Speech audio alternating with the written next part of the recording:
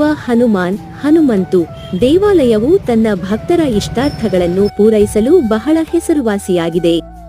ವಾಸ್ತವವಾಗಿ ಇದು ಸ್ಥಳೀಯವಾಗಿ ಕಾರ್ನಿಕ್ ಬಯಕೆಗಳನ್ನು ಪೂರೈಸುವ ಹನುಮಂತ ದೇವಾಲಯ ಎಂದು ಜನಪ್ರಿಯವಾಗಿದೆ. ಸಾಮಾನ್ಯವಾಗಿ ಎಲ್ಲಾ ಜಾತಿ ಮತ್ತು ಧರ್ಮದ ಭಕ್ತರು ತಮ್ಮ ಇಷ್ಟಾರ್ಥಗಳನ್ನು ಪೂರೈಸಲು ಕೋಮಲ ತೆಂಗಿನಕಾಯಿಯನ್ನು ಅರ್ಪಿಸುತ್ತಾರೆ. ದೇವಸ್ಥಾನಕ್ಕೆ ಪ್ರತಿದಿನ ಸರಾಸರಿ 5,000 ತೆಂಗಿನಕಾಯಿ ಎಳ್ಳೆನೀರು ಸಿಗುತ್ತದೆ ಎಂಬುದು ಜನರ ನಂಬಿಕೆಗೆ ಸಾಕ್ಷಿಯಾಗಿದೆ. ನಮ್ಮ ಬಳಿ ನಿಖರವಾದ ಐತಿಹಾಸಿಕ ದಾಖಲೆಗಳಿಲ್ಲ, ಆದರೆ ಕಥೆಯು ಸುಮಾರು 900 ವರ್ಷಗಳ ಹಿಂದೆ ಪ್ರಾರಂಭವಾಗುತ್ತದೆ ಎಂದು ನಂಬಲಾಗಿದೆ. ಆ ಸಮಯದಲ್ಲಿ ಮೂಡುಬಿದಿರೆಯನ್ನು ವಿಜಯನಗರ ಸಾಮ್ರಾಜ್ಯಕ್ಕೆ ಊಳಿಗಮಾನ್ಯ ಪದ್ಧತಿ ಈ ಭೂಮಿಯನ್ನು ಆಳಿದ ಜೈನ ಚೌಟ ನಾಯಕರು ಆಳಿದರು.